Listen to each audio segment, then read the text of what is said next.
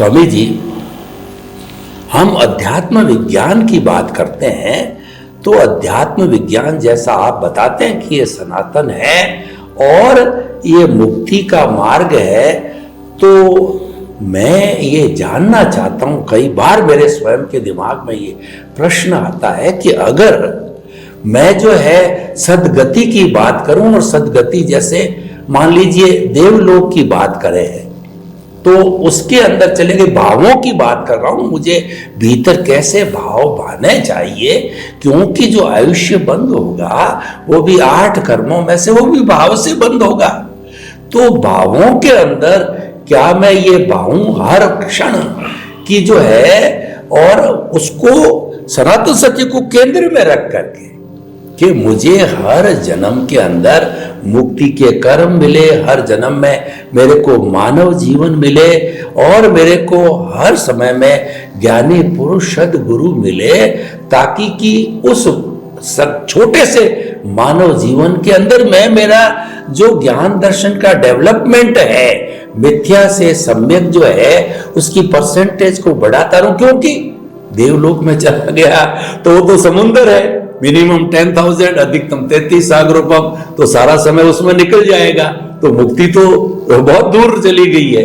तो क्या मेरी ये सोच, मेरी ये भावना जो है, या अन्य महात्माओं की भावना, भाव से जो भाव से भव सुधरता, आप कहते हैं भाव बिगाड़ो भव बिगड़ेगा, भाव सुधारो भव सुधरेगा, आप बात करते हैं तो कृपया ये इंडिविजुअल एक लाभ का फायदा है कि अपने अगले जो है आयुष्य के लिए क्या भावना बानी चाहिए भावों में और सनातन सत्य को केंद्र में रख करके, तो कृपया इसको थोड़ा और स्पष्टीकरण करें ताकि हमारे जो उच्च वर्ग के महात्मा हैं वो भी ऐसे भाव भाते रहें।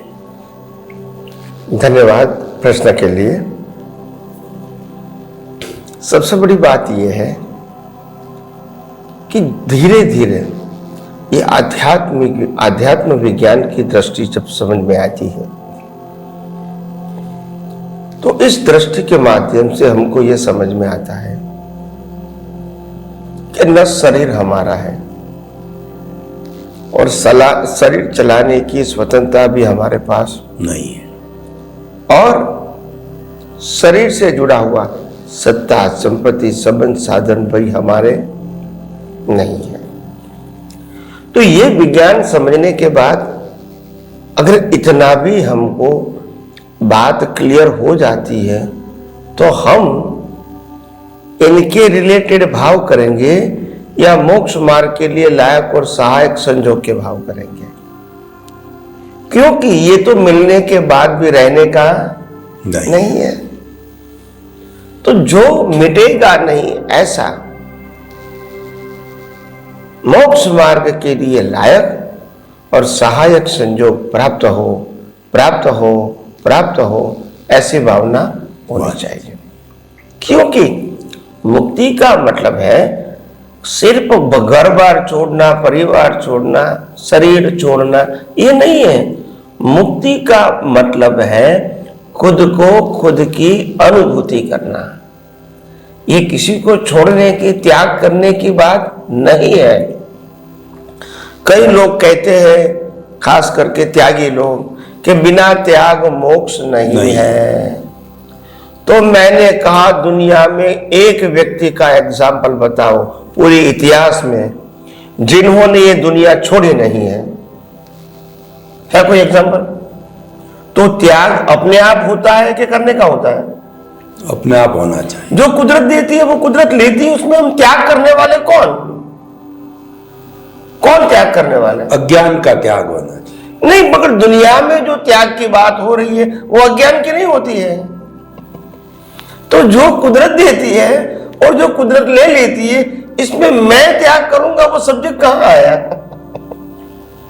है भी कुदरत का और ले भी कुदरत। अगर आपने आज नहीं छोड़ा है तो कल तो छोड़ना ही है।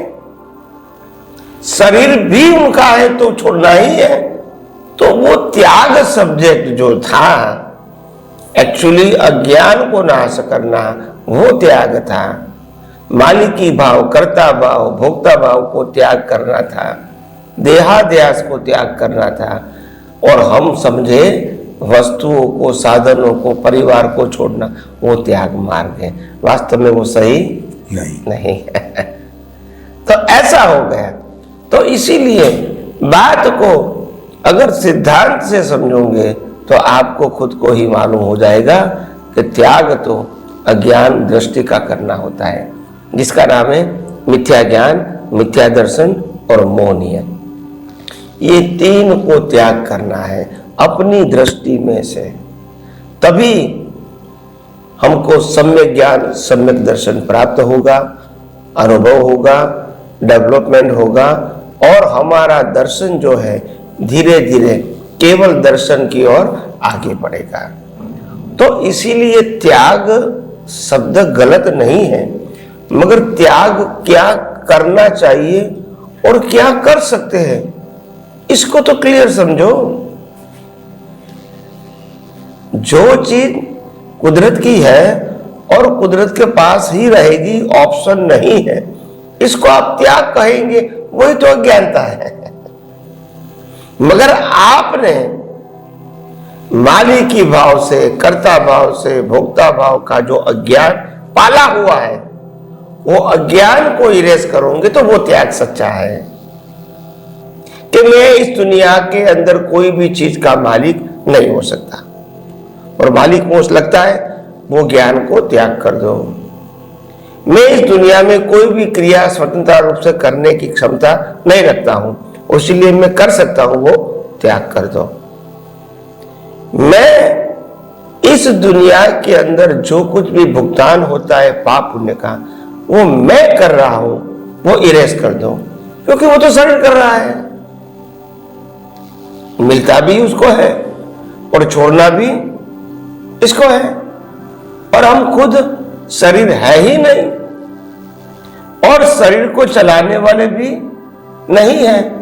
तो ये सब्जेक्ट फिजिकली त्याग का या ग्रहण का, ये सब्जेक्ट हमारा नहीं होना चाहिए।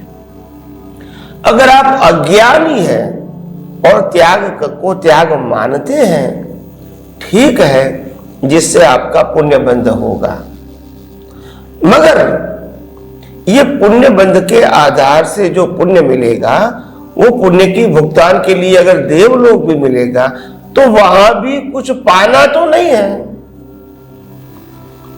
और इसीलिए पुण्य से कुछ पा सकते हैं और पाप से वो पाया हुआ चला जाता है, या तो अच्छी फीलिंग नहीं होती है, ऐसी भुगतान होती है। तो ये सब रिलेटिव सत्य है, क्योंकि ये कर्मों का खेल है, इसमें हमारे पास कोई स्वतंत्रता नहीं है। तो इसीलिए जैसे जैसे आप सच्चाई समझोगे, आपको मालूम हो जाएगा कि आखिर इंसान के रूप में और एक डेवलप इंसान के रूप में हमको इस दुनिया का सनातन सत्य जो था, है और रहेगा, जो कुदरती कानून के ऊपर आधारित है, वो समझना हमारे लिए बहुत आवश्यक है। और आप सबके लिए बहुत पुण्य की बात है कि आज एक अनुभवी ज्ञानी पुरुष उपलब्ध है, ताकि वो हर प्रकार के प्रश्नों का परमानेंट सॉल्यूशन देता है सनातन सत्य के आधार पर। वो उनका सनातन सत्य नहीं है, वो तो कुदरत का सनातन सत्य है, वो बता रहे हैं, और वो सबको लागू होता है, मानने वाले को भी और नहीं मानने वाले को। तो मैं मानता हूं कि दुनिया के लोग ये विज्ञान को अच्छी तरह समझने की कोशिश करें और धीरे धीरे समझने के बाद दृष्टि से उपयोग करें और अनुभव करने की कोशिश करें, दूसरे को बांटने की कोशिश करें। तो मैं समझता हूं पूरे वर्ल्ड की जो दृष्टि है वो चेंज करना डिफिकल्ट नहीं है, आसान है। बाहर की कोई भी क्रिया को बदलने की बात हम नहीं करते हैं, सिर्फ दृष्टि बदलने की बात करते हैं, और वो पॉसिबल है, वो डिफिकल्ट नहीं है अगर मार्ग दिखाने वाला है तो। स्वामी जी, आपका बहुत बहुत धन्यवाद। आपने बड़ा सुंदर समाधान दिया कि आपको अपने अच्छे जीवन के लिए आप सबसे पहले तय करो आप शरीर हो या आत्मा हो, आप मानते हो कि मैं शरीर हूं, तो शरीर के तो मन वचन का है, कुदरत के अधीन है, तो आप करते रहो, आप उसमें कोई परिवर्तन कर नहीं सको, मालिक नहीं हो। आप अपने भावों के मालिक हो, आप अपने भीतर विराजमान शुद्ध परमात्मा प्रभु है, जो अनंत ज्ञान, अनंत दर्शन, अनंत शक्ति, अनंत सुख का धाम है, उसके मालिक हो, क्योंकि वो आपका स्वरूप है, आप वो स्वयं हो। तो हम ये तय कर लेंगे, उसके बाद में हमारा विजन ब्रॉड होगा, हमारे केंद्र में सनातन सत्य आएगा, हमको दृष्टि विज्ञान मिलेगा। स्वामी जी आपका बहुत बहुत धन्यवाद।